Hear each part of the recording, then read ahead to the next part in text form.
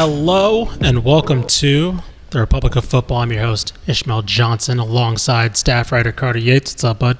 Not much. Not a big day, Not really. a big day. Nothing really Pretty going on. weak college football slate. Yeah. NBA's off for some reason. Yeah, I'm excited for Maction tonight. Yeah, Maction, that's a good point. Yeah, Maction's going on tonight. It's probably the biggest thing going on. Mallory, are you ready for Maction tonight? Of course I'm ready for Maction tonight. Yeah. I don't remember who's playing. I think it's... Oh, Central Michigan's playing. I know Ball State's playing. Of course you know that. Just, I looked it up earlier. That's why I know. And somebody who's definitely excited for Maction tonight, Mike Craven, senior writer on the line. What's up, bud? Nothing much. Ready to get going. Yeah. All right. So, of course, we're joking. It's election night. Hopefully you guys are not waiting in line and got all your early voting in. So, on today's show, real quick, it's a little bit different because the slate's a little bit dry as far as the state goes. We got one spotlight game. Texas Tech takes on Colorado. Excuse me, Colorado goes to Texas Tech. I should phrase it better. But so we're going to have a little bit of a discussion before we do that about the biggest surprises and the biggest disappointments of this season. It's almost to the end of this regular season, so we kind of feel like we know, not definitively, but a lot of things we can look back on preseason predictions. Life update. Exactly. On some of these teams. And kind of expose ourselves a little bit, right? We've looked at the magazine. There's going to be some freezing cold takes that we're going to call ourselves out for. We've looked back on the magazine. Again, by the way, asterisk, a magazine we put together in the spring. I want to put that out there. But also, I don't want to say our opinions changed massively from the spring to the kickoff. So, like, these weren't...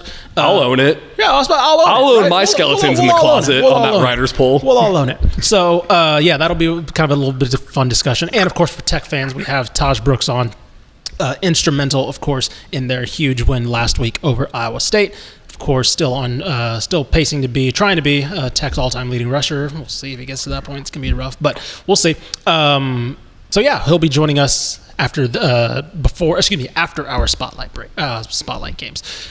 Without further ado, though, before we get into that, we do have a quick word from our sponsors at Be Well Texas.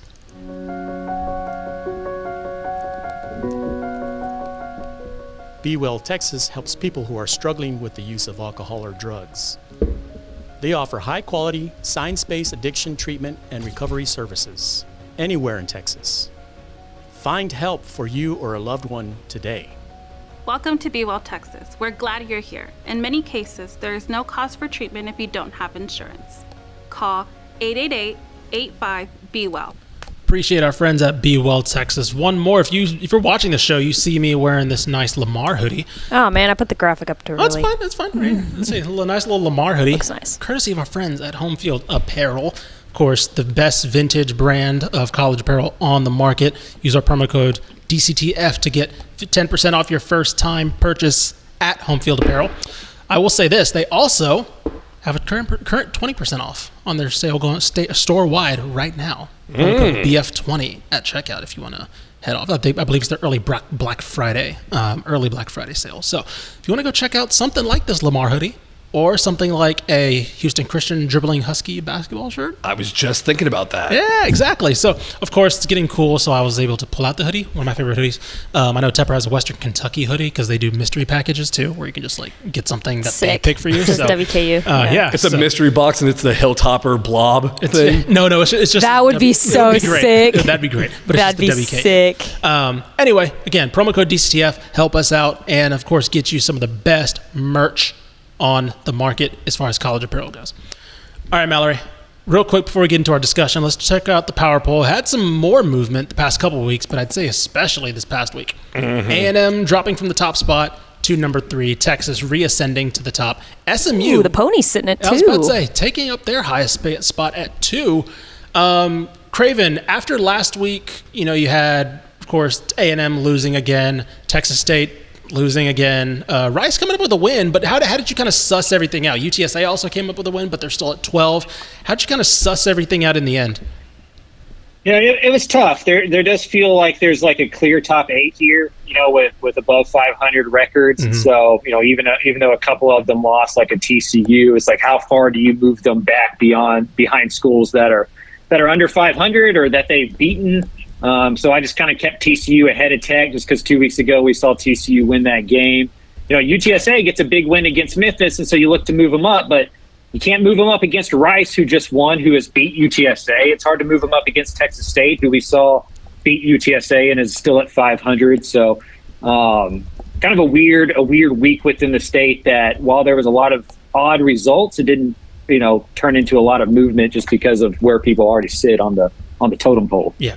Alrighty. So again, you can check out that at texasfootball.com. Appreciate our friends at Ticket City for sponsoring that every Saturday night / Sunday morning. Definitely buy the NFL games on Sunday morning. All right. Let's get into our discussion. Again, it's a short slate, so we only have one spotlight game. So we're going to kind of, like Carter said, we're going to have some therapy session here. We're going to accept some faults, right? But also, I'll say this, we're going to pump our fists a little bit too in some cases. We each picked a surprise and a disappointment for this season. How do you guys want to do this? You want to go each of us go individually and give both of ours, or No, let's go surprises and then all disappointments. Okay, let's go surprises. I'll start. My biggest surprise is Houston Cougars. They're sitting at 5-4.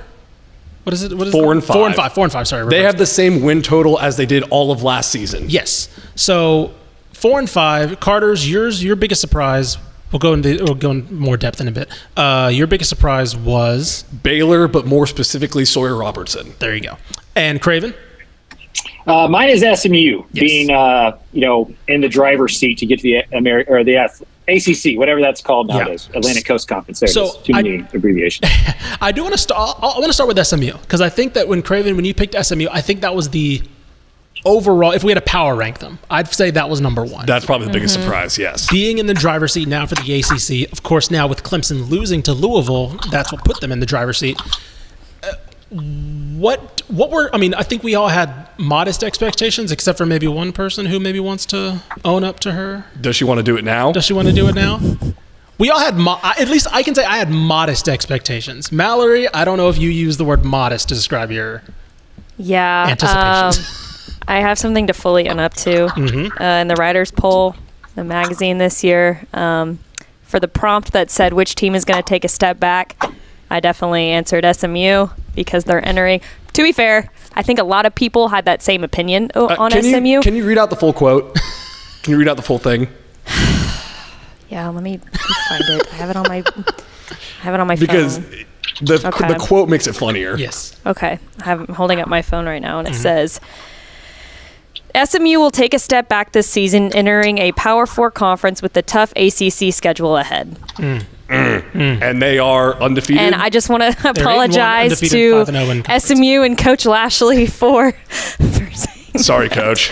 I'm sorry. You guys rock. No. I got to stop this.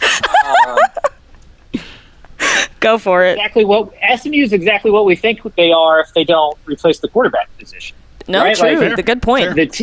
The team we saw against Nevada, the team we saw lose to BYU, like that is the team we were worried about with SMU. That they had talent on the edges, they could get better defensively, but were they able to score? Were they able to run the football against those teams? And when we exited that BYU game, you thought the answer would be no. And then they've completely changed it up. Like I don't think. I mean, sometimes this is reductive, and I get that there's other things going on with SMU. But I just don't think we can undersell what Kevin Jennings has done for this football team, done for this offense, and done for the trajectory of this program this year. I'll say this. I think it's Kevin Jennings and the fact that I didn't know if they had a premier running back heading into this. Brashard Smith. Brashard Smith has been sensational. So yes. They didn't either. Yeah, there you go. I was about to say he wasn't on our projected depth chart, I don't think. And so... Look, it is definitely Kevin Jennings as like the number one, right? Because like we always worried about pass catching targets and all these different things. And to me, number two is Brashard Smith. You lose RJ Maryland for the year, and they still come out and just smack Pitt. Carter, you were there. Yeah, exactly. But I think, and permission to get a little contentious here, do we give Kevin Jennings too much credit? He deserves so much credit, but to act like SMU is at the top of the ACC only because they made the switch to Kevin Jennings, they wouldn't have been a mid-pack ACC team with Preston Stone, I don't believe. Because you got to look at the defense on that side of the ball too, what they've done. And they figured out the offensive line. They stabled that, moving Justin Osborne to right guard, Ja'Kai Clark to center. A lot of those were early season struggles on the offensive line that they have since shored up. And now part of that is Kevin Jennings helping with the scrambling ability. But I feel like it's giving Kevin Jennings too much credit for like he's done everything for this team. I'll say, go ahead, Craven. They scored 29 against Nevada and 15 against BYU since Kevin Jennings has been the quarterback. This is against P4 competition. 66, 42, 34, 40, 38 against Duke, 48 against Pittsburgh. Like the defense, only gave up, 18 points against BYU. They win that game with the offense that they're playing right now, and they're an undefeated football team. And I understand that, but it's also them finding Brashard Smith. It's them stabilizing the offensive line. It's Roderick Daniels stepping up. Like, it's all of these other factors that have happened. It's not like you just put Kevin Jennings in there, and it's led to that fast increases of points. I'll say this. I don't think but Kevin Jennings getting in there is what unlocked Brashard Smith, and it's what made this offense look better because they don't have to block the same. Right, I was about to say that. That's where I don't think they fall off, right? I do think they become Duke, which I think is very much in the middle tier of the ACC, right? I think Duke is a team that has a great defense, really struggles because they don't have, again, I don't think it's all on Malik Murphy, but again, you don't have a quarterback that transcends a lot of the issues on the offense, kind of falls back to the pack in addition to sloppy play calling, all these. I think they become Duke, which is a team that is very much below the top tier of teams.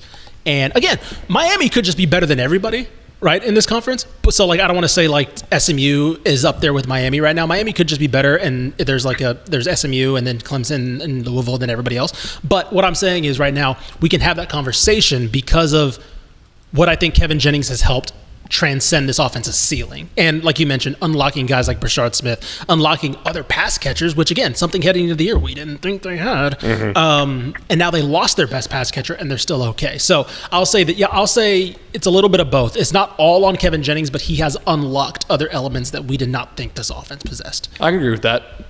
So let's move on to, I want to talk about mine for a second, Houston. Because guys, we did not think Houston was going to be a good team. Not at all. And here's the thing. I still don't think they're a very good team on paper. But the fact is, Willie Fritz is just coaching. He's coaching ball. He's an FFC, man. He's just an old FFC. They beat Kansas State. The Kansas loss is very weird, but again, they beat TCU. I think they hung around with Iowa State for a while. They should have probably beaten Oklahoma, right? So it's you look at these games and you just realize this is a team that I think if at the beginning of the year I was like, this is a 3-win team, maybe. Mm-hmm. Or you look at the 4 wins and be like, that's a good mark for the end of the year, right? At the end of the whole year, they have 4 wins. They have 4 wins right now. Arizona's not that good. They can get 5. There's an outside shot they can upset Baylor. I'm not saying they will, but again, they can get Baylor to play their style of game. Willie Fritz is going to go into that game and say, Baylor's defense ain't that great. I can make sure that we can exploit some things in the run game. Zion Chris, I think, is speaking of making quarterback changes that have paid off dividends. Yeah. Zion Chris has been a revelation for them. And they're just content with we're not going to throw the ball that much. Oh, no. Zion Chris, we said it in the recap show, he's averaging 103 passing yards a game in the 3 wins they had in the last 4 games. We said all offseason that Willie Fritz is like Novocaine. I said don't even pay attention to Houston this season, but buy stock next season. Right. Maybe he's more like morphine. He's acting faster than we thought. Yeah. Craven, you've always been a fan of Willie Fritz, and you've been very much an advocate of him just knowing how to coach football and basically just all the fancy stuff, all the blah, blah, blah. He's not a rah-rah guy. He's just a guy that is just going to execute. Is that kind of what we're seeing this year? Yeah, he's speaking 1988. He's still kind of living, he has a clear idea of how to win football games. And it is not like a lot of modern coaches. Mm-hmm. And I think sometimes when you kind of zig when everybody's zagging, that can be beneficial. That's what gave Mike Leach an advantage, right? Sure. When everybody was still holding on to the old stuff, Mike Leach was like, screw that. We're passing the ball 40 times. We're going 2 by 2. We're going to go fast. We're going to score a bunch of points. And everybody caught up. I think Fritz has kind of gone the opposite way. All of these modern teams are getting spread. All of them are becoming finesse. We're going to be the punch you in the mouth, take you into quicksand, see if you're willing to be in a 4-quarter fight. And I think the Big 12 teams haven't been up for that. If you look at the ones that they've beaten, it's TCU, who can't stop the run, who isn't a very physical smart football team, I would say. They make a lot of mistakes. I think Houston, capitalizes on that. Utah is a shell of itself, and they were able to just kind of get into a low-scoring game and get some wins. And then, the Kansas State win, I think, is the most shocking one to me. Yeah. So to win 3 of the last 4 and to build this kind of momentum, you see what they're doing recruiting. It has happened, a lot faster than I think any of us thought it would. But I don't think we're surprised that they've become a competent football team. I wonder how much the success says about the Big 12. Yeah, that's a good point. Well, it's also when your roster situation is not as talented as some of the other teams in your conference, and Houston, Willie Fritz inherited a nightmare roster situation with the transfer portal, I believe. You got to zag schematically, and that's what Craven's talking about. That's exactly what he's done. You can't just do the same thing with a worse roster situation. You got to bring them into quicksand. The reason why this Kansas State win, not just because they were, one of the conference favorites and a team we expected to compete for the Big 12, I guess still technically competing, but you get what I'm saying. The reason why that win stands out to me the most is because you look at Houston's games, even when they were competitive, it was games against teams without a real offense that could push them, right? It was like, let me look at it right now. It was Rice, right? It was Utah last week. It was TCU, which again, I think that was one of their more impressive wins aside from the Kansas State win. But it was a lot of games where like, if the other team just has a quarterback or has a thing they do on offense, it's kind of over. It didn't matter, right? Avery Johnson has improved a lot this season and definitely been one of the better quarterbacks now in the Big 12, and it did not matter. They played defense. The one thing that I will say, Houston, this is another testament to Willie Fritz, they don't necessarily do anything great, right? They're not like, you look at like defense starting to be. That's the one thing is their pass coverage in particular. So when they get up in these games or they make things interesting, you can't throw the ball on them. Right? But on offense, I totally agree. Yeah, they don't offense, do anything great. And I think they know that. But like, what can they do kind of well? Kind of run the ball a little bit. Zion Chris can kind of run the ball a little bit, right? I think obviously when they get, improved offensive line, maybe skill positions get a little bit more improved over time. Yes, that'll improve. We'll see more of the Tulane, Sam Houston, Georgia Southern, Willie Fritz teams that we've seen. But like, they're just kind of making things happen with bit parts. And I think that's the thing that Houston fans should see as the biggest improvement is not the wins, right? If they don't make a bowl, it's not a disappointing season. In August, and Craven, you can go, I don't know if you agreed with this. In August, I always said, Houston, if your recruiting class is holding together, and if you see a better team in November and in August, you are on track. And now you add in an outside shot at a bowl, okay, that's vastly surpassing expectations. Yeah, 100%. This was all about laying a foundation, a groundwork, and they're ahead of schedule. And we've all seen construction. How often is that the case? And so if you're a Cougar fan, you feel so much better about the trajectory of this program than you did a year ago. And that's all a year one coach can do. It's going to take a little bit of time. This is not the roster that they want. It's not exactly the offense that they want right now. But what I think Willie Fritz's superpower is he doesn't care what he wants to be. He only cares about what he can be. And that's the sign of a good coach. And they've leaned into what they're good at and leaned away from what they're bad at. And they're beating teams that aren't smart enough to do that. Speaking of fan bases feeling better about their situation midway through the year, my surprise for this year is Baylor. Yep. And more specifically, Sawyer Robertson, the quarterback. Now, I know I'm contradicting myself because I just got on a soapbox. It was like, it's not all Kevin Jennings, and I'm going to talk about Sawyer Robertson being my biggest surprise. But here's what I will say. It's not all Sawyer Robertson, but I personally need to say Sawyer Robertson was my biggest surprise. In the Dave Campbell's magazine writer poll, and believe me, I've got skeletons in there, some really bad takes floating around. I did go on a limb and say, hey, Dave Aranda's going to work black magic as a defensive coordinator. Jake Spavital's going to cook up a good offense. They're going to win 9 games. Now, they might not do that, but they have an outside shot if they won a bowl game. What I did not see is Daquan Finn gets hurt. Sawyer Robertson takes over for the rest of the year. If you had told me that preseason, I would have said Dave Aranda's fired 3 weeks ago. Yeah. And I said on a podcast before, like, if my job's on the line, I'm not going with Sawyer Robertson as the starting quarterback. And I'm so full. I'm stuffed from eating my own words from watching him this year. He's 17-4 touchdown to interception ratio, 7th in the country in QBR. I don't know how that's calculated, but it sounds good.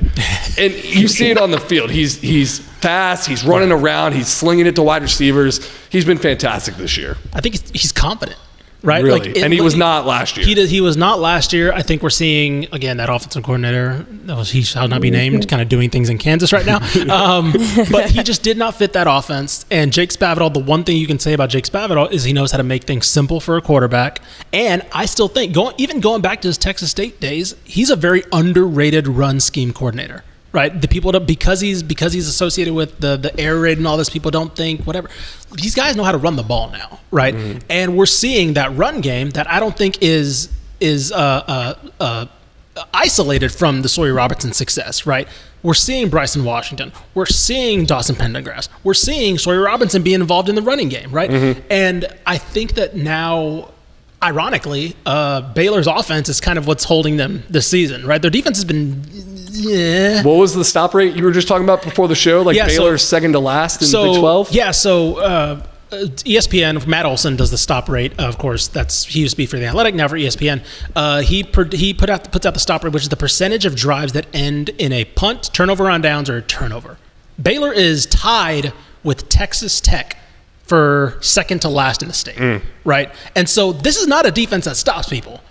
And they're fine. They've righted the ship. And you could look back at the Colorado game. You could look back at the BYU game. You can look back at the Utah game and say they probably should have won that if they had a better offense. But you can look back at these games and be like, this team probably should have been a 9-win team, right? So I don't know. Craven, what are your thoughts on Baylor's turnaround right now?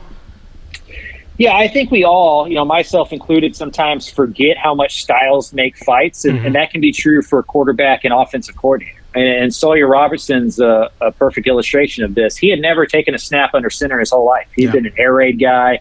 Out in West Texas in high school, he was an air raid guy. He goes to Mississippi State, plays for Mike Leach. He's an air raid guy.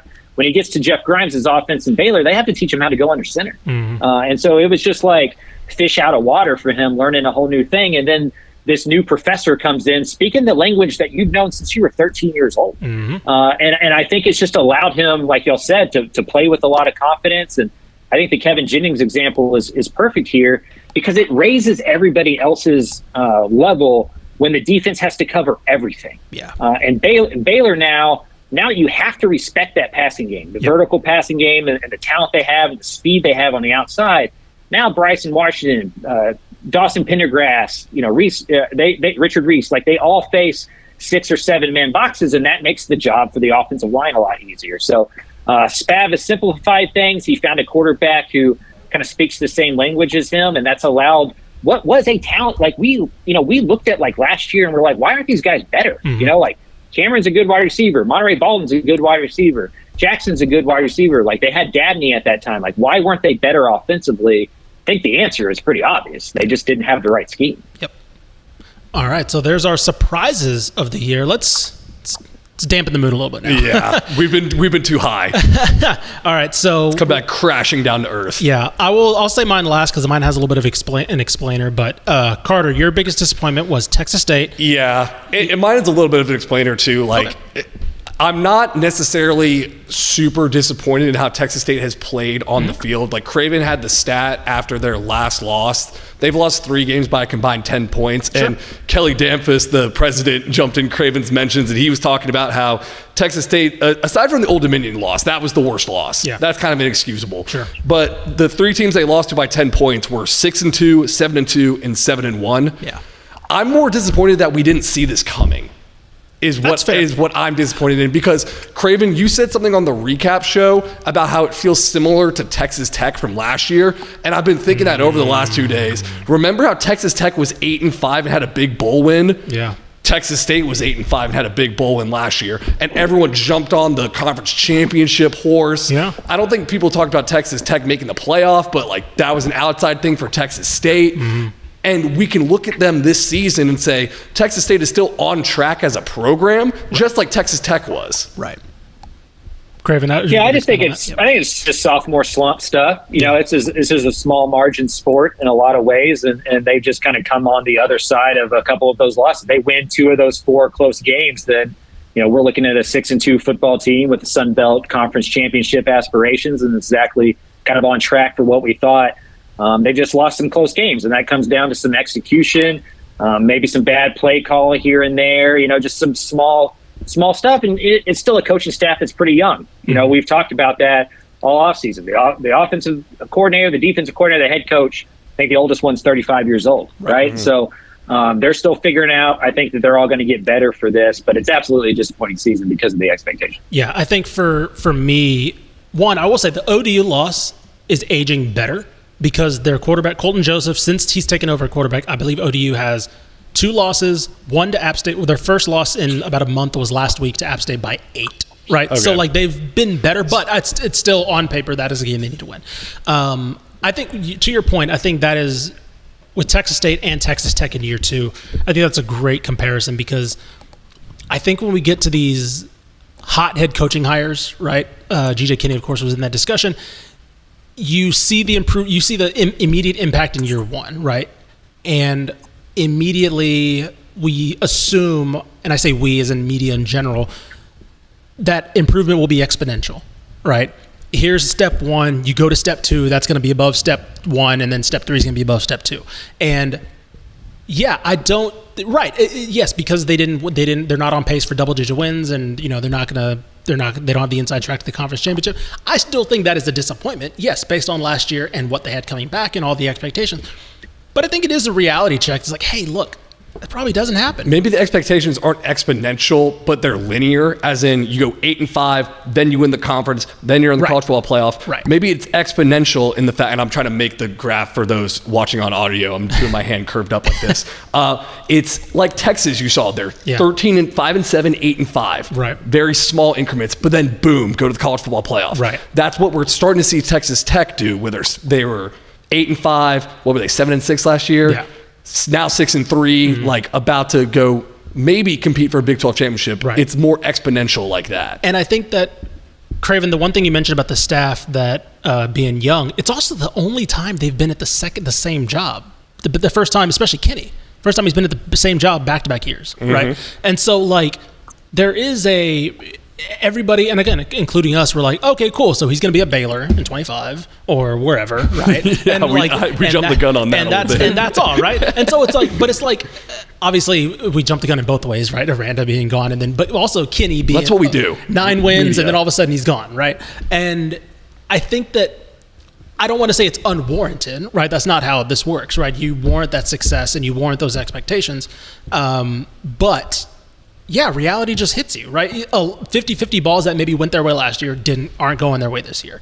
And of course, Louisiana is a disappointing loss, but they've also never beaten Louisiana. So it's like, we just thought that this would be the year that it would happen. So again, there's a lot of mixed factors, but it's still overall a disappointing season because, again, these aren't unwarranted expectations. They're just, they are what they are. And Ish, you know this better than anybody. Texas State isn't losing to bad teams anymore, and they did that forever. Right. Yeah. No, 100%. And so, the next step is just beating some good teams in close football games, and that may take more than 18 months on the job. Yeah. Craven, let's go to yours. I think this one would also be power ranked, maybe number 1. Disappointing teams. UTSA. I mean, what can you say that hasn't been said about the Roadrunners already? It felt like last week they had a great win, a much needed win over Memphis. I tweeted out that Jeff Traylor smiled for the first time in a month. Yeah. It felt like during their halftime interview. What's kind of gone into this year that we thought? I still think we were warranted to think that this would still be a pretty good year for them. Mm-hmm.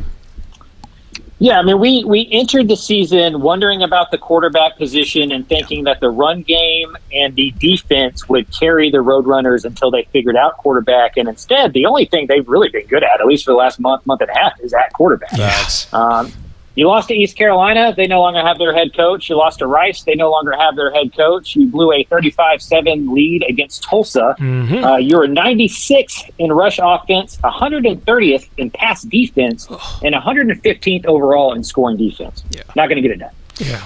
They did have their best win in program history last week against Memphis. The problem is they've had their 3 worst losses in program history this season as well. I think the biggest disappointment for me has been the penalties and the lack of discipline from them. They are second to last in the nation with 86 penalty yards a game. That's not something I expected from them this year. And that's not, well, I guess you could kind of chalk that up to injuries a little bit because it's backups playing sometimes. Sure, but I think this is the year, for me, this is why it's most disappointing, is because I thought that the roster had been built out well enough to where that would eventually, I don't want to say that wouldn't matter, right? Of course, you're still playing 2s and 3s. Yes, that's all. But I thought that this would be the year where we see the depth that they had built, right? Yes. And injuries don't get me wrong, right? We saw that with Sam Houston last year. Injuries play a part in this. But I thought this would be the year where top to bottom, UTSA would be overall better than they have been, and it would justify Jeff Traylor being. The one devil's advocate I would make to that is their injury list is like a 2-deep depth chart right now, and I don't know if there's any G5 program that could rebound from the amount of injuries they've had. Right. But I do agree that I thought the depth would show up a little bit more. I don't know, Craven, what do you think it's fair to chalk this up to injuries, or is this something deeper at UTSA? I think it's both. I think you lose all of that talent. You lose Frank Harris, you lose Rashad Wisdom, you lose Joshua Cephas, a couple offensive linemen. And then you also have the injuries, and now it's not those top 40 on your roster that you're really counting on. Now you're needing to count on some more guys in that 40 to 50, 40 to 55 range that maybe were a year or two away. I think that's why you've seen so many penalties. It's just guys that just haven't been through the fire yet. They get out there, they haven't been practicing with the ones. It's a bunch of guys playing with different dudes than maybe you see Monday through Friday. I mean, last week they had a running back break his thumb in pregame. Jesus, like they just can't get away. I mean, their best wide receiver missed the game because of a complications with birth with his wife, right? Like they just cannot get away from it. And it's a program that called heads for 4 years or for 3 years, and it landed on heads. Yeah. And now it's landing on tails, and on top of that, you have the injuries. To me though, it's the defense. Like the offensive line hasn't been great, the running game hasn't been great, but UTSA scoring enough points to be 115th in scoring defense. Yeah, bad. You brought back too much to be so bad in the secondary. Yeah, and that's in particular, that's the issue, right? It is the pass defense, right? Rush defense, they've done a pretty solid job on. You can't let Jake Garcia from ECU throw for 300 yards, right? Like that isn't. You can't let EJ Warner. I love EJ Warner. Did for almost 350. Yeah, careful now. Yeah, I know. Pro EJ Warner podcast. But Rice had 2.2 yards a carry. And they win that game, right? That cannot happen. It's Craven, you mentioned it. We thought they brought enough in the secondary, right? In terms of guys like Denver Harris. I know there's been some injuries there as well, but like that's another one that aged like milk for me. Sure. I had Denver Harris's biggest impact transfer. In the writers' poll. A lot of us saw that and this, that makes sense. But like overall, the secondary has been horrendous. And honestly, I kind of can't wait for that UNT game because I'm really interested to see what breaks first, the movable object or the unstoppable force. Speaking of UNT, Ish. Yeah. All right. By the way, a little quick side note, Craven, I don't know. Oh, you can't see this, but once we started talking about Jeff Traylor, like the ghost of high school's past, Joe Martin and Glenn West walked into the office. With a baseball bat? Yeah. He's like, what you talking about a boy for? Have you heard about all the injuries they had? Let me show you the injury list. That is actually really true, by the way. For those that don't know, Joe Martin and Glenn West are the heads of the THSCA, Texas High School Coaches Association. Walked in our offices immediately when we started talking UTSA. That's on. Yeah. So my disappointment. And I do want to clarify this because you look at the record and be like, oh, you're being dumb. 5-3. North Texas is my disappointment for the year because of how their season has gone in terms of what I see on the field. 5-3, 100% improvement from last year. This is the exact same team as last year. Yep. They are just, again, we look at some of the things that have gone their way. Also, a little bit of an easier schedule, I would say. I'm very fascinated to see how the rest of the season pans out because it's a backloaded schedule. Yes. I think they got lucky with Gio Lopez from South Alabama not finishing that game again in the season opener. I think that Tech game says a lot. Wyoming stinks. Tulsa stinks. Florida Atlantic stinks. And they needed to come from behind. And they needed to come behind to win that one. They've now lost 2 games convincingly to the first 2 conference contenders that they've played. They have Army coming up and still are horrendous in the run game. You know exactly what this team cannot stop. And week to week, people say, yeah, why would we go away from plan A? The only thing that's happened is they've upgraded a quarterback.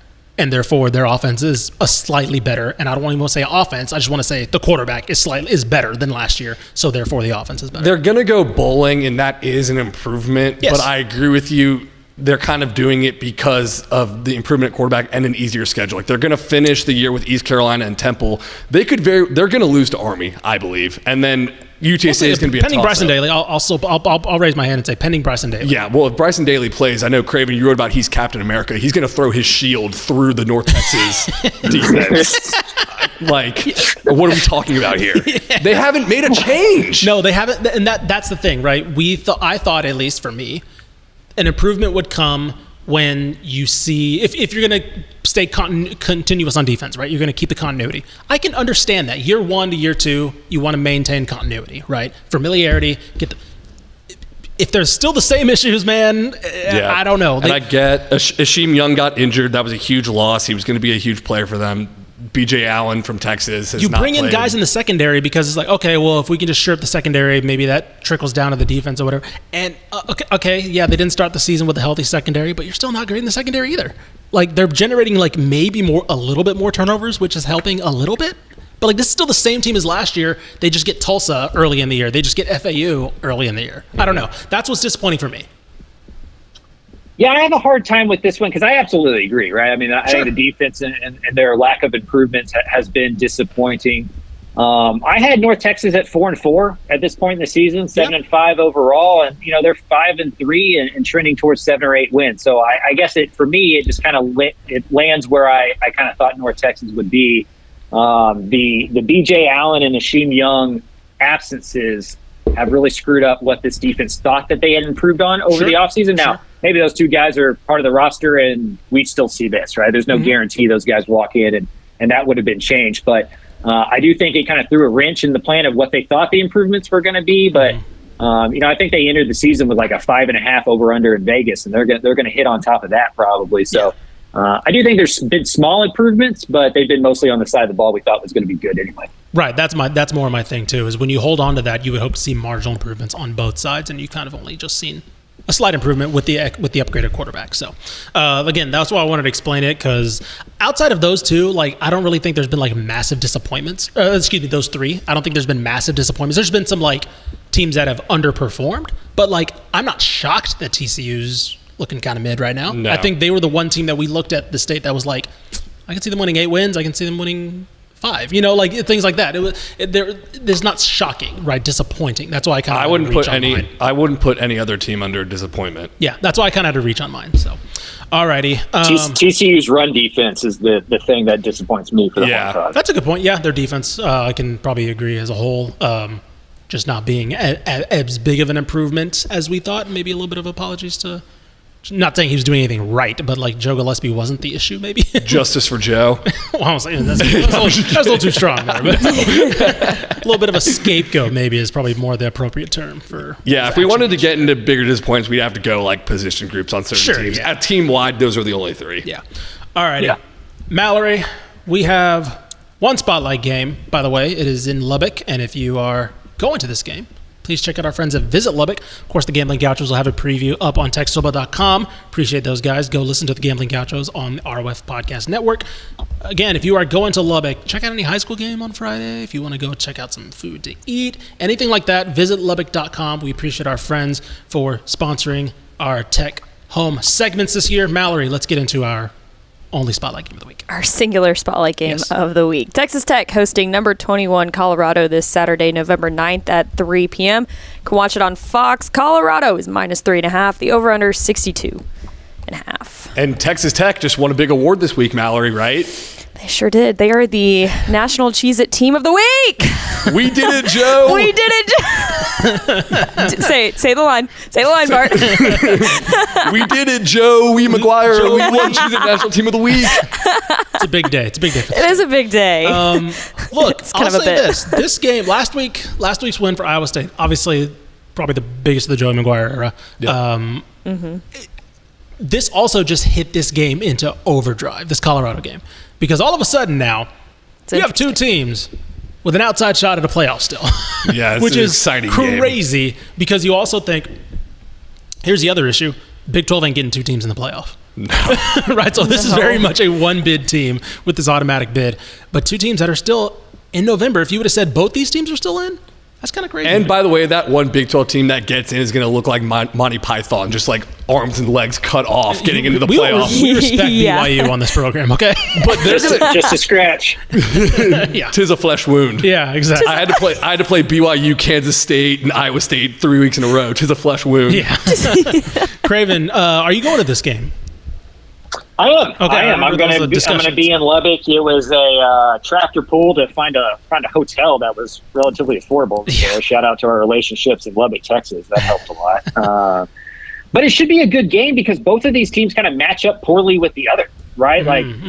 Colorado can really throw the rock around. Texas Tech's secondary is scary. Yeah. Not in a good way scary. Scary and close your eyes because who knows what's going to happen. And then conversely, Colorado's not that great at stopping the run. We saw what Nebraska was able to do to them, and you would imagine this is a heavy Tahj Brooks game, considering he's 120 yards away from the record. So should be a good one. And if Tech can go ahead and steal this one, maybe that makes up for a little bit that, because think about what we'd be talking about with the Red Raiders if they don't blow that 14-point lead against TCU late. Mm-hmm. They're 7-2, and we're even going harder on the talking about them being a surprise team. Yeah, no, 100%. Yeah, because they'd have a driver's seat to the Big 12 championship, right, with some tiebreakers down the road and all that kind of stuff. Now they're going to need some help, but they can do themselves a large favor winning this football game. I'll say this is a very interesting game for a couple of reasons. Obviously, the Colorado factor, you just add that into anything, and you add that to a stew and it starts popping. Mm-hmm. But the way that Colorado has kind of improved this year, I'm very fascinated to see how good this team is exactly. Because you look at their wins, right? Their best wins right now are undoubtedly, I'd say, Baylor overtime right now, right? It's aging gracefully. Is that by far the best win they have? I haven't even looked at the schedule, but yeah, probably. It's been quiet this year. North Dakota State, Colorado State, Baylor, UCF, Arizona, Cincinnati, right? Their loss is to Kansas State. The other aside from Baylor, the other good team they've probably played in the Big 12 so far. So I don't want to say that this is a bad team. I think this is an unproven team. Colorado has snuck up on me, which is surprising because it was in a Dion parade last year. Sure. In terms of they were the loudest 4-8 team ever. Yeah. I think it's partially been because there hasn't been the marquee opponent yet. Right. True. Last year they got Oregon. Could this be it? I was about to say I think this might be it. We got I believe Game Day and Fox going to this game. Big Noon will be there, yeah. And so last year you had Oregon, right? Of course you had the hype in general with TCU. So I think last year you had a lot more tentpole matchups where you're just they're playing them. The tentpole matchup this year has been Baylor, right? Mm-hmm. Again, respect to Baylor, but as far as a national profile, that's not the one that's going to get people. Obviously, the game ended up being great, so that helped. But that's not the one you hype up going into that game, saying, "Oh man, Dion versus Dave Aranda." It's not the marquee you would see in displaying this. So I'll say this, Craven, you mentioned it. The Colorado defense not great in the run game. Where they have been great has been, of course, and a great solid is the secondary, of course, with the probably number one overall pick in Travis Hunter. That's where Tech can possibly get things kind of get in their back heels. If Tahj Brooks doesn't get going, I'm not saying I'd bet on him getting going, but if things don't go right early, let's say Shedeur Sanders gets hot, they get up to a 10-0, 14-0 lead, 14-3 lead, all of a sudden Baron Morton has to press, and we know Travis Hunter is going to be matched up against Josh Kelly, right? What happens with the passing game when your number one target is going up against the best player he's going to face probably until he gets to the NFL? Yeah, this is a game script game for Texas Tech. Yeah. If this gets out of hand early and it becomes a track meet, Colorado's going to win this football game going away. If the over hits, take Buffalo, right? If they can keep this a low-scoring game, muck it up a little bit, they're going to have to force Shedeur into a mistake or two or hope that pass rush gets there. They did blitz a little bit more against Iowa State, use the linebackers to create pressure. And we talked about this on the recap show. Tim DeRuyter's defense has always had the same kind of page, right? If they can get pressure, even going back to A&M, going back to Oregon, when they can get pressure, it's a good defense. When they do not get pressure, it's pretty naked defense. They haven't gotten pressure a lot this year. Maybe they blitz more, take some chances, take advantage of a Colorado offensive line that is improved, but still not really good. It's a stoppable force meets a movable object game in the trenches when Colorado's on offense, because they're 15th in the Big 12 in sacks allowed, but Texas Tech is 16th in sacks gained. So I agree with you said, Craven, like Tim DeRuyter's got to dial up some pressure with the linebackers. On the offensive side for Colorado and the defensive side for Tech, we mentioned the secondary it's spooky season, and not in a good way. It's a horror movie back there sometimes. What they did versus Arizona that won that game was they let Teteroa McMillan get his, right? He had 180 yards, but they still won the game 28-22. Travis Hunter's going to get his. But what I'm concerned about is Arizona didn't have a wide receiver 2. Colorado's got a wide receiver 2 and wide receiver 3 that they can go to in LeJontay Wester and Jimmy Horn Jr. So, and they get Draylon Miller involved as well. And Draylon Miller. And by the way, Shedeur Sanders is probably going to be the number 1 quarterback taken in the NFL draft. Sure. Yeah. No, I mean, this is definitely going to be the biggest challenge of the year by far. Skill position wise, like Colorado matches up. It's going to come down to, yes, like Craven said, generating pressure, because although their offensive line has improved, still not great. Right, it was they had to make a big improvement through the portal based on what they had last year. But yeah, it's going to be about getting them off script, because we know Shedeur Sanders can make mistakes. Right, he trusts his arm a little too much. He isn't the best under pressure when he does get protection. He holds onto the ball a little bit too long. So it's about getting those little things going, because yeah, if this team gets cooking, there's maybe like 4 teams that are better in terms of when they get hot. Got to have Ben Roberts and Jacob Rodriguez on the blitz. Yes. Ben Roberts had the best blitz I saw all season last year. He got chopped on one leg by a running back and did like a pirouette spin and like still sacked the quarterback. It was unbelievable. Yeah. To me, last week's win over Iowa State, not just beating Iowa State, but the way they did it, right? Late touchdown, oh my gosh, things are going bad again, and then they respond immediately, right? They had kind of a counter. They were playing an ugly game with Iowa State, and it didn't matter. That checked off like 5 boxes for me in terms of Tech being an overall improvement under Joey McGuire. So, okay, that'll do it for our only Spotlight Game of the Week. Again, check out our friends at Visit Lubbock if you are in town for the game. Colorado fans, check out our friends at Visit Lubbock if you want some tips on what to do in Lubbock while you're in town for the game as well. All right, Mallory, I mentioned it at the top. We talked to Texas Tech running back Tahj Brooks, shout out Maynard, Texas, who had the game-winning touchdown against Iowa State last week. Without further ado, here's our conversation. Mike Craven here, Carter Yates with Texas Tech running back and former Maynard great Tahj Brooks. Tahj, how is the early part of your week going? I was going good. We had a great Monday. In a few, we're gonna have a little film review over Colorado, so it's gonna be a good day. When you have a big win like y'all had against Iowa State this last week on the road, how do you go about kind of getting over that and kind of recalibrating back into the work week? Just how McGuire preaches. McGuire preaches 24 hours. So we had Saturday after the game, Sunday, all day Sunday, and then Monday we back to work. We on to our next opponent. So McGuire preaches that, and then just getting that message to all the guys, making sure it's not making the game bigger than what it is. We're playing a great opponent. It's gonna be a great atmosphere, a great game. So I can't wait. So, and we're hearing now that they're calling it Jovember for Joey McGuire being 9-2 in the months of November and December. What makes y'all able to finish so well at the end of the season? It's a really credit to our strength staff and the guys that really aren't seen on the basically the internet or the all the posters and things, because they do a great job. We keep everything consistent within that. We do as much as we can just to keep consistency, and then the younger guys, the younger guys are pushing the older guys just to play and things like that nature, and then just really just how we bonded as a team. We're getting closer, especially this month, because things are going to happen and the season's going to end at some point, and I feel like we want to end on a right note.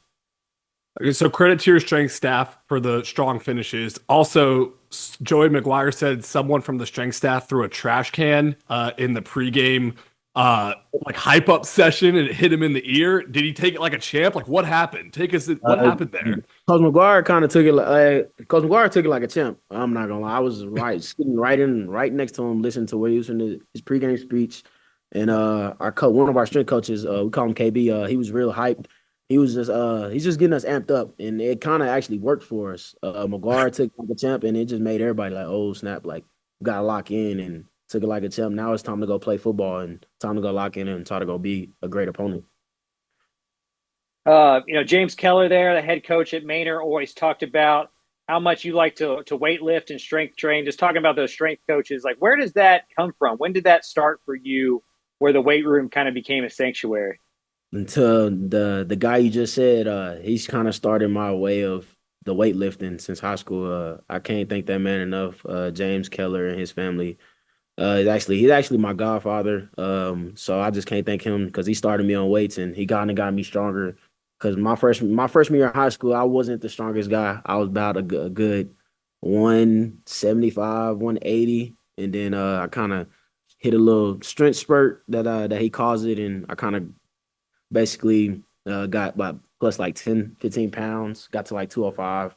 And then but then our strength coaches here, they do a great job. They're kind of like our homies in a sense, but they're like older big brothers in a sense. They tell us when we're in the wrong, but they tell us when we're doing good, and they always stay on us. They give us, man, y'all won it. What they told us is we got to be consistent. We got to harp on the small details. Within is tucking in your shirt, you know what I mean? Just being formal, knowing that this opportunity, do not let this opportunity pass you by each and every Saturday, because these seniors up here and these older juniors, them, it could be their last year and things like that. So we can't let an opportunity pass us by. Tyler Guyton got drafted. Princely's balling, you're balling. Jamal Shedd at Houston playing basketball really well. What's in the water in Manor? Why are y'all so good? Why do y'all produce so many athletes out there? I feel like because we just got them dogs. It's not really nothing to it. I feel like we got the dogs across the board, especially from the athletic part of view. I feel like we're not doing so good right now, but I feel like we got the talent when things start heading that way in that great direction. Because we got me, Princely, Prince Will, that the guys in Nebraska right now. You got Jamal, you got Tyler. So I feel like it's stuff in Quinn Joyner for the running back at USC. It's something that's brewing in Manor, and I can't wait to see all the talent that comes out that school. So Manor produces the dogs. It also produces the horses. I know you grew up riding horseback a lot. Have you ever thought about taking a turn as the masked rider, the Red Raider mascot on that horse that rode I thought out? about it, but nah, that's not my forte. You know what I mean? I rode horses, but I just rode them for fun. You know what I mean? Like it's just something I do just to be calm and just calm myself down. If I'm ever like stressed or anything, that's what I used to do when I was with my 90 and them. So we'll stick to running the football then, which is what you're probably the best at on the football field. When I watch you, your running style is so patient, right? Like Coach McGuire's called you one of the most patient backs he's seen. I'm curious, who did you watch growing up that you like kind of molded your game after and that patience in the hole? So it's crazy. I watched growing up, I watched Marshawn Lynch, but Marshawn Lynch wasn't really as patient. He was just like, I'm gonna get this and I'm gonna try to outrun him, I'm gonna just run through your face. But and then I used to watch a little bit of Le'Veon Bell, kind of start growing into it. And then right now I kind of watch all running backs in the NFL, but it's mostly Saquon, the DeAndre Swift, the the guy from the Falcons. I think Algier. Yep, I watch him too. I like how he run. I like his running style. But it's really just a combination of both. You know what I mean? Just I like watching different NFL backs and I like taking their games and just trying to add it in mine within different moves or within how they pressing and things like that. So Speaking of Saquon, you're going to try the backwards jump over a defender trying to tackle you think? not a chance, not a chance. I don't know how that's his awareness got to be crazy high on the game because I wouldn't do that. Like that's crazy. Now front forward, okay, that's cool, but backwards, I don't know about that. That's crazy. You're 120 yards away from breaking the all-time rushing record at Texas Tech. It's a school known for passing the football and for quarterbacks and Mike Leach. What's it like kind of forging, your own trail there and kind of bringing the running game to West Texas? It's crazy. It's a blessing first and foremost. But it's something that I've been brewing since I got here. Like, I want to say before I got here, I had a tweet that said one day I'm gonna be a Texas Tech legend and hopefully I'll break the Texas Tech rushing record. And that's something I seen it. I want to say like last year, it kind of popped up on my Twitter feed, and I knew that was something that just kept me reminded that I'm close to breaking it, and my name can be within a lot of great running backs within Texas Tech history, and I can't wait to see. And it's just really just it's really crazy and just surreal that it's almost here and it could happen this game, and it's really just a blessing. Kudos to my coaches and the guys that my teammates, the guys that been working hard with me, and it's been crazy. It's been a crazy ride. When you're going for the rushing record, does everyone talk about it after the games, or is it like when a pitcher's working on a no hitter, like you don't talk about it during the weeks and stuff? We talk about it, but in McGuire can tell you, I want to win the game. Like I don't care if I have 90 some rushing yards and we win the game, we win the game. So I want to win the game as well. I love the accolades and stuff. I see it all the time, but I want to win the game from me and my teammates. The rushing record, it could break, it could not. You know what I mean? But I just want to win the game and have a team that can say that we being successful, went 1-0 this week and just keep it going. You know what I mean? So. Have you been able to talk to Byron Hanspard at all, or like watch his films So like that? the guys that I've been passing up, they actually been calling my phone and we just chit chat here and there. They gave me their numbers, and if you need anything, I can reach out to them just like some running back tips and things like that, or just like life things, just life off the field. If you need any help with that nature, and I'm always they're kind of they see me as like their little brother, in a sense. Especially it's been from like the times past, but they see me as like a inducted into a brotherhood, and they want me to go get it. All the guys that been texting me all day, man, go chase that, go elevate that record, because the guys that's under me, I feel like they're gonna be right behind me in a few couple of years. So You arrived on campus in 2020, during COVID. When you look back on that time, like what were the biggest challenges of kind of starting your college career during that moment? just really, it didn't feel like it was it was real college. It wasn't no fans for real. Uh, you would play some games, you wouldn't play some games. You had COVID, you had to take tests, and it was just crazy. It was just a crazy time we lived in, and then really just getting acclimated to college. I moved. I want to say my freshman year, we moved twice. We had to move in. We moved into a dorm, and then we moved into like some decent apartments that I lived in for about a year. But it's just getting acclimated to college, and it wasn't real college. It was just basically you go to class with a mask, or you take online classes, and it wasn't surreal like how usually now is everything is on Zoom or in person, and you see the college fans, you see the pregame things, you see everything building up to the game. Another big change has been NIL. What's it been like to kind of go from pre-NIL to NIL world, like during your college journey? It's been amazing because our NIL collective, which is the Matador Club, they do a great job within not just football, every athletic sport. You can see it. It's a girl on our softball team. She's real well, and she's getting what she deserves. And then within the soccer, and then the tennis, and then everything in our sports world within the Matador Club, they do a great job, and we just can't thank them enough. They kind of resembles with the Red Raider Club and things like that. So it's just I feel like Texas Tech is on the rise soon, and I can't wait whenever I leave and just think back on just things I did here. So. Is that something you and the senior class kind of talk about, leaving a place better than you found it? Because I feel like that's what y'all have been doing. Oh, definitely. That's something. The guy last year, he went to the draft, but he actually plays with the Cardinals now. Dejan Taylor Jimerson, Rabbit. We used to call him Rabbit. Our safety we had. He said, "Man, if you come back next year, leave it better than when we found it, man. Y'all gotta win more than 6 games." And that's something I told him, man. We gonna do that for y'all, and the guys that left with him and things like that, so we can leave it better than we found it, but also leave it better as within McGuire's legacy. Because I feel like when I go into rushing books, for the record, McGuire goes in there, my offensive line goes in there. So just things like that, because we want to win for that guy. He's a winner. So.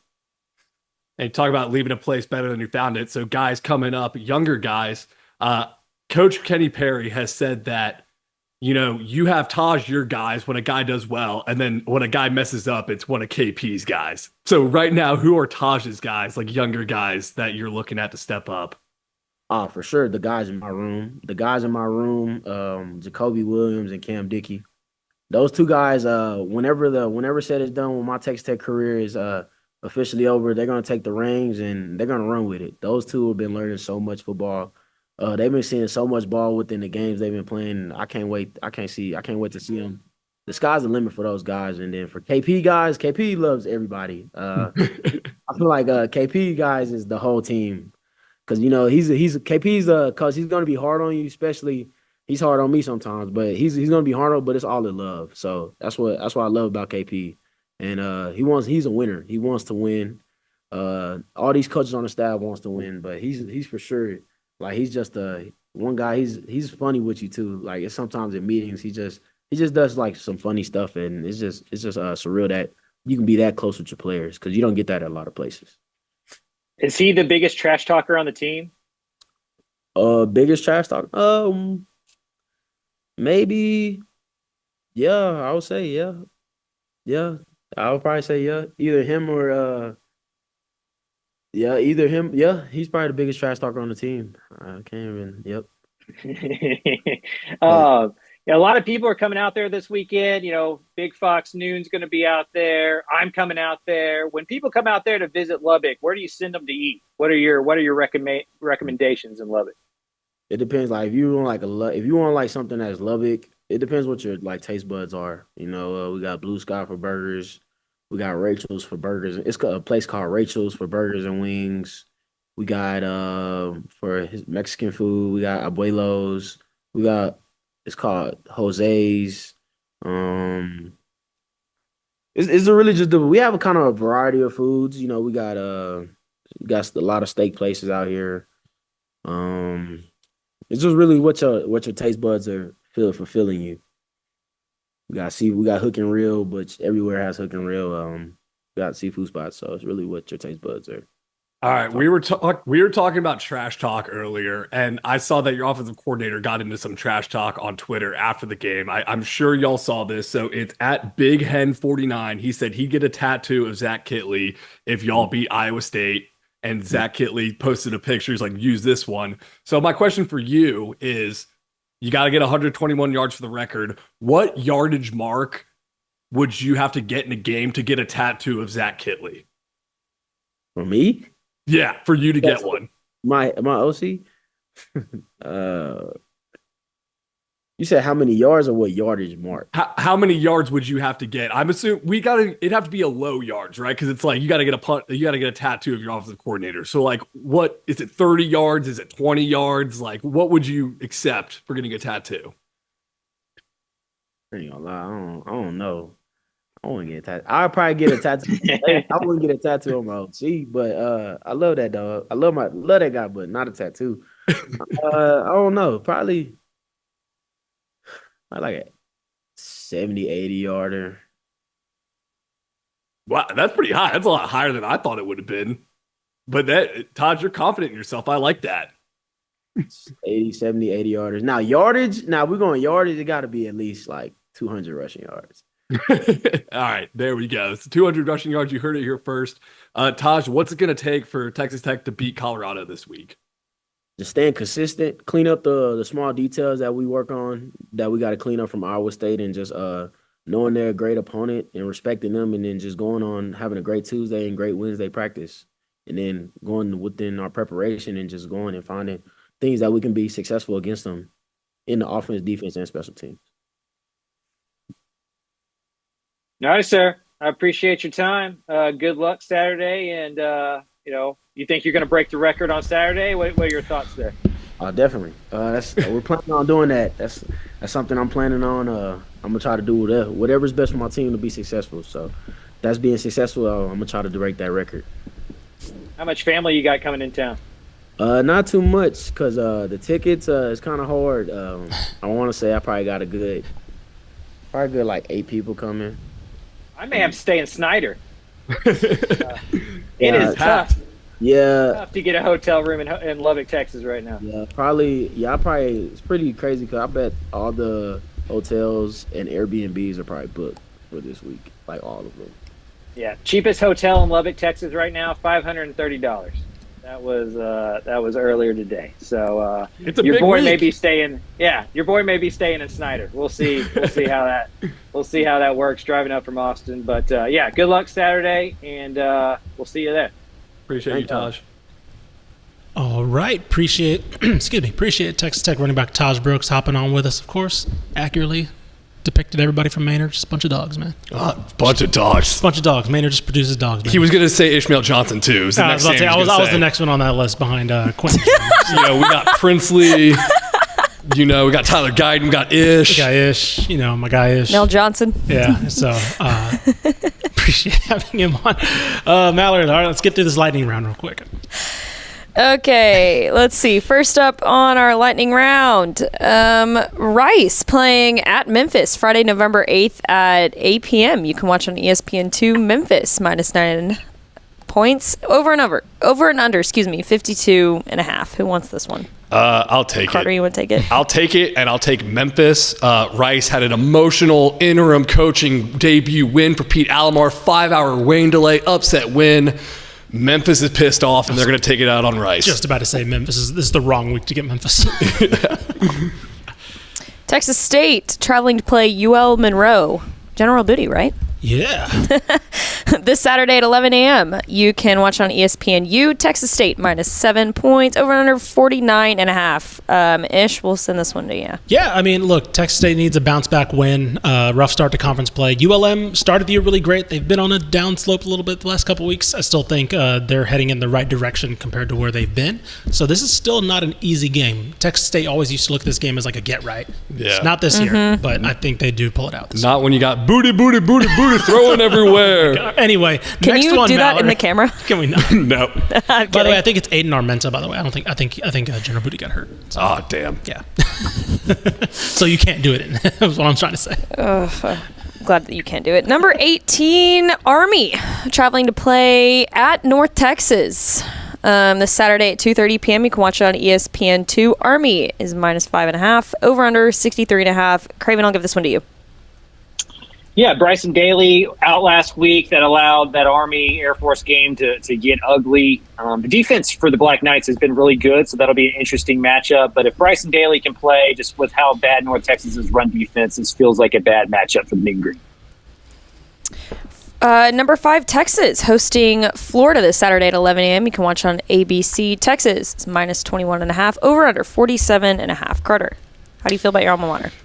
Steve Sarkisian said Florida will be one of, if not the best looking team in the conference. So there's that. But I think Texas rolls in this one, despite how good Florida looks. Ish, I'm giving you a banger.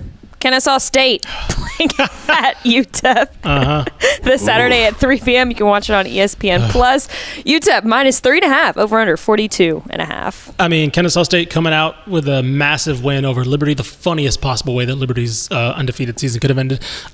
Do we know if it's the JP Pickles show? Skylar Locklear should be back soon, but it's concussion protocol, so you never know. It's a good point. Look, this is probably UTEP's last favorable game on the season. We'll see. Vibes are better, so why not? Why not? Give me the Miners. Craven, go ahead and close us out. TCU hosting Oklahoma State this Saturday at 6 p.m. You can watch it on FS1. TCU -12.5. Over under 66.5. Yeah, should be a get-right game for the Horned Frogs. Savion Williams kind of added to that run game, but it's the run defense for the Frogs that is concerning. You would think that would be bad against the Ollie Gordon Oklahoma State team, but the Cowboys have been awful. Mike Gundy's yelling at his fan base for being poor, so this should be a good one for TCU.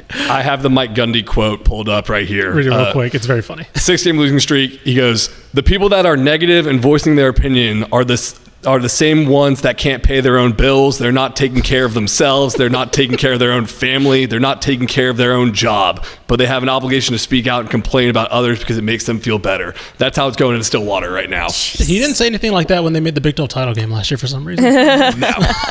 Anyway, That's how I feel when people start getting on to me about the power poll. I'm just going to repost that every time somebody goes at Craven in the mentions. Broke boys. Alrighty, so that'll do it for us this week. Of course, you can listen to our recap episode either Saturday night / Sunday morning, definitely before all the NFL games kick off on Sunday. Let's see, Carter, you going to be anywhere? Or you going to be catching it? I'm going to be couching it. There you go. I'm going to be here Multi-screen. Saturday night for the Texas High School football Yeah, all bracket of us are reveal. going to be here. Crossover plug. There you go. Yeah, Saturday night we will be there. So be on the lookout for the Power Poll, the recap podcast, and if you're waking up Sunday morning, we will have the bracket reveal Hang on, show. I got a graphic. On Texan Live. There you go. Look at that cross promotion.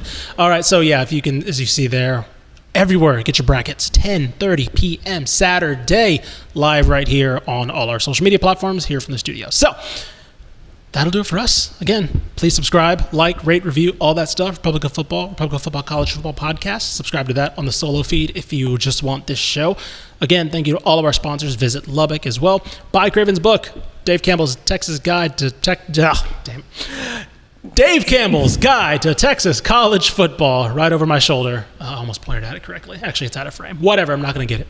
Go Rutgers. Mike Elko, give us a call. Beat Minnesota. I think it was Rutgers who they're playing. Minnesota! That's our second and only other election reference for the night. So for the day, we will see you guys next week.